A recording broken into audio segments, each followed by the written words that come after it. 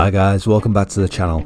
In this Nioh 2 video I'm going to show you my current build as it stands right now. I'm in the process of working my way through Dream of the Wise, and in the comments section of my last video I was asked by a few people to show what I'm currently using. So given that the build is a work in progress, it is not overpowered in any way. What it is very functional, it's simple to play, has a lot of forgiveness for imperfect gameplay, and also gives you a number of very useful tools in your toolbox to cover more difficult content. It isn't crazy on the damage, but it does really good damage to ki for both humans and yokai enemies. I'll take you through the individual pieces of the build, and then I'll talk about how it all works together and show you a couple of example fights. I'm currently around level 360 and I'm clearing missions with a recommended level of 420 to 425 without any major problems. There are a number of areas where the build could easily be improved, and I'll point a few of those out as we go through this. Given that the build isn't perfect, what it demonstrates is that it's functional without needing perfection, and also very easy to create. You won't need to grind forever to put this together for yourselves if you wanted to give it a shot. So the build is based on using fists. Now the armour set I'm using, you could most likely put out more raw damage if you were going to use dual swords. I wanted to use the fist mainly because I'm really enjoying the gameplay, but also because I find the ki damage incredibly useful for keeping enemies from returning fire. And the fists I'm using do just that. The build is based on doing a lot of ki damage and has a lot of self-healing built in to keep you moving. So let's start with the base armour set. I'm using the Demon Slayer set with the Imperial Ward set bonus. You can pick up the smithing text for this one from Reiko in the Darkness in the Capital DLC. I got mine playing through on Dream of the Strong. The Demon Slayer set gives bonus damage for dual swords and is focused on purity bonuses. Annoyingly, the dual swords which come as part of the set don't innately roll with purity on them. I'm hoping to eventually find some or craft some myself after I've picked up the smithing text, so I can try this build out with the dual swords, but for now I'll show you what I'm using. The set comes with bonuses to ki recovery, purified accumulation, bonus damage to purified enemies, and a trait called Counter Yokai Tactics, which does bonus melee and ki damage to yokai enemies. You also get a 15% bonus to Sacred Bird Flight, which is an ability found in the Samurai tree. You can pick this up again from Reiko in the Darkness in the Capital DLC. Again, I got this on Dream of the Strong. You will need to pick up the armour set and make use of the Soul Core box as one of your accessories. You can get the Soul Core box as a mission reward when you're working through the Darkness in the Capital. The Soul Core box comes with an attribute called Ominous Pact, which allows you to use your yokai abilities even when you don't have enough anima. It gives you a debuff which stops you from casting any further Soul Core abilities or earning any anima. Basically it's like taking out a loan. You need to pay the anima back before you start building up your own reserves again. This is actually incredibly useful with this build, and I'll show you why when we get to the Soul Cores. I chose to use a Yasukani Magatama as my second accessory so that I could have a separate helm which was not a part of the set. I chose the Water Buffalo helmet because it gives me increased defense on life gained. Now this synergizes with both the yokai abilities I'm using and with some of the attributes rolled on the armour. I mentioned earlier that there is a lot of self-healing with this build, and every time I'm self-healing as I fight, it pops the defense buff. The reason this is extra useful is that I don't need to think about it much. It's pretty much on for the majority of the time while I'm fighting. The armor set is medium, so we need all the extra defense we can get, especially for some of the harder hitting enemies in Dream of the Wise. So for the weapon, I'm using the Shugendo Hermit Fists.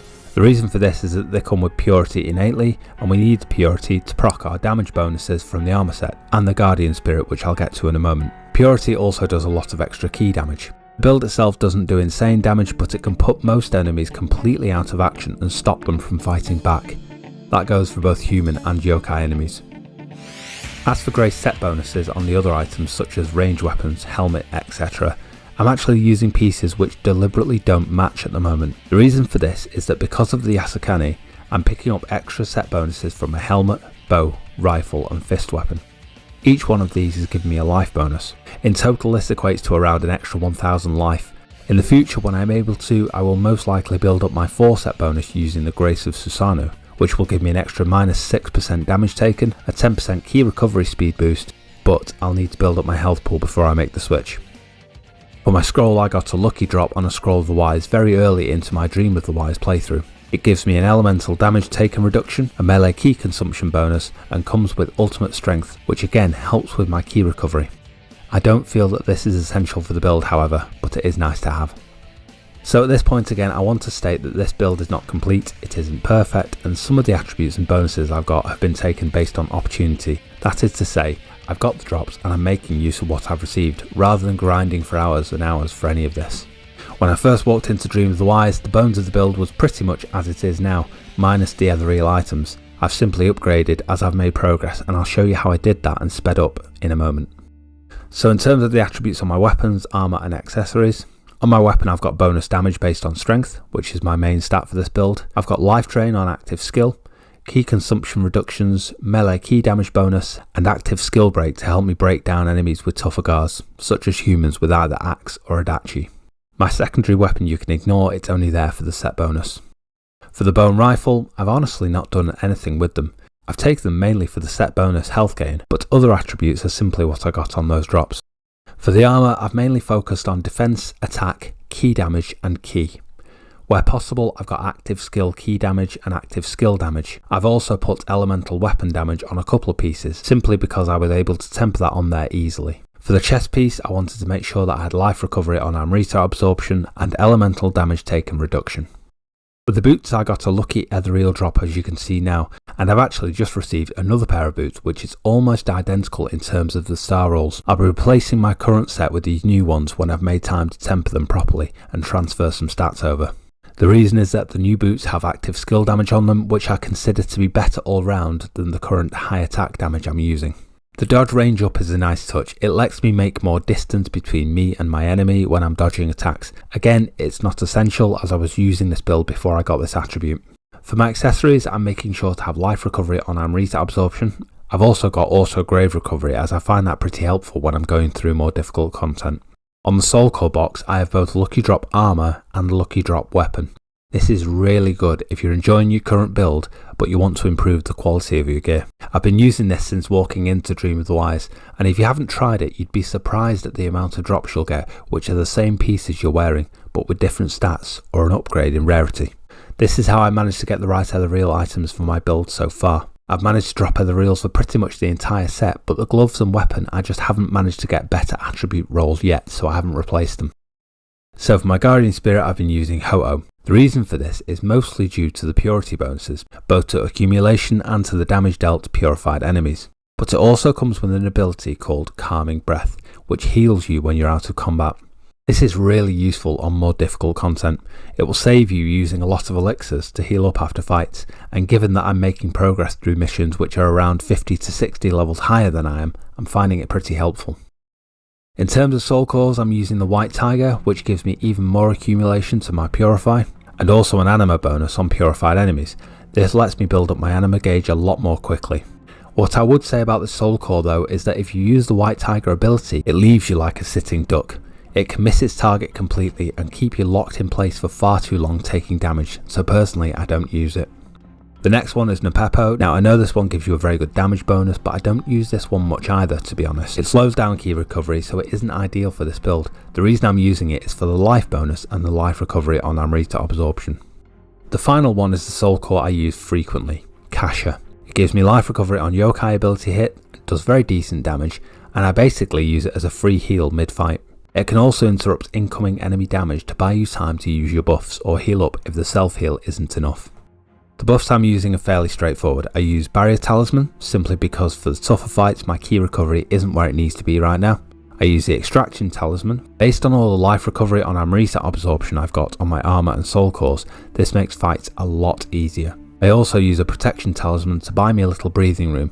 I find this useful at the beginning of fights before I've warmed up. After the fights have really got going, often the enemies will be out of key anyway, so you can keep them locked down for quite a lot of the time. I use the Purity Talisman. This will do extra key damage to yokai. I find it useful for yokai boss fights or tougher yokai to get their key down more quickly. For my weapon skills on the fist, I actually don't use that much. I did originally have a lot of skills on the list, but I found that in the heat of combat I wasn't actually using them much, so I focused on a few active skills and then pushed a lot of my skill points into bonus fist damage. The main points to mention are that you will need the extra key, you'll need the extra elemental damage on fists, additional melee damage to enemies with 0 key.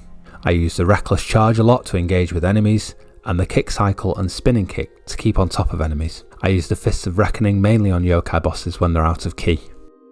Izuna drop is also fantastic for human enemies out of key. You can often, if you're quick, get the Izuna drop finisher done and then follow up with a ground stomp grapple for some extra damage before they get up again. As for stats, I have 175 in strength. This is perhaps overkill, but I wanted to hit the 150 minimum to activate the ultimate strength ability on my Scroll of the Wise.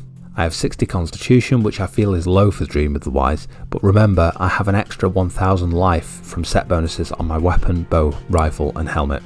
Stamina is at 38, which is the minimum I need to get a B agility with the armor weight I'm carrying. Magic is 25 for the capacity I need. Courage is 35 for key recovery mainly. I'd like courage and heart to be higher really, but for now every point I get extra is going into heart for the time being to boost my key and key recovery a little. It also gives me a small bonus to my damage. Dex 9 and skill 15 are both there to hit the minimums for my accessories and guardian spirit. I should also mention for the time being I have my fist weapon remodelled to strength only. I know that I can dual remodel this, but it won't be worthwhile until I have my heart stat a lot higher than it is at the moment. The way I have my skills set up is using low stance for enemy engagement. By this I mean getting into my target and moving around them, and also disengaging if I need to get out of trouble. I use mid stance for my key damage, and then high stance for the extra damage when the enemy is out of key. So in low stance I use Reckless Charge a lot. I've put the Arcane of Lightning on Reckless Charge because it will apply the electrified status quite a lot of the time, which slows enemies down. I then switch to mid stance pretty often. I have Masterful Slice on mid stance kick cycle, which means it does extra key damage. I've applied Paralysis to my spinning kick, which procs every now and then for a nice little interrupt. In high stance, this is where I put my damage. So, using kick cycle again, but this time with a damage bonus based on heart, which is my secondary damage stat. I may change this to strength now that I'm thinking about it, as I tend to use this ability more often than the next one. Then I've got Fists of Reckoning. With the damage bonus based on strength, this is where I tend to unload on bosses once I've got them out of key. If I've got Barrier Talisman up, then I take a second for my key to recharge and then unload on the boss until I run out of key or they recover theirs. As I say, it's far from perfect and a lot of further improvements can be made to the build. I need more key ideally and some better star rolls on my gear as I progress, but ultimately the build is getting me through levels which are more than 60 levels higher than I am right now. Next I'll show you a couple of boss fights with a level recommendation of 420 to 425. At the time of these fights I was level 360. This isn't perfect gameplay at all. It isn't crazy damage either, but it demonstrates how I'm using life recovery on Amrita Absorption to survive, making use of my super fast anima gain to pop Kasha at key moments, and wrecking enemy key to keep myself on top of the fights. I hope you enjoyed the video. If so, please leave me a like and comment, sub if you're new, and I'll see you next time. Here come the fights. Take care, stay safe, bye bye now.